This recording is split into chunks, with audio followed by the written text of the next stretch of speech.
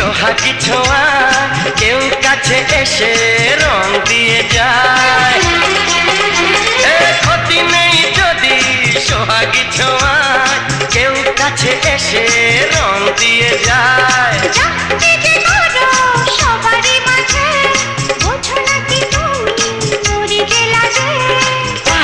তোমাকে লাগছে দারুণ, আরে না না না না আজকে তোমার কথা শুনবো না, এমন দিনে ছেড়ে দেবো সেটা ভেবো না।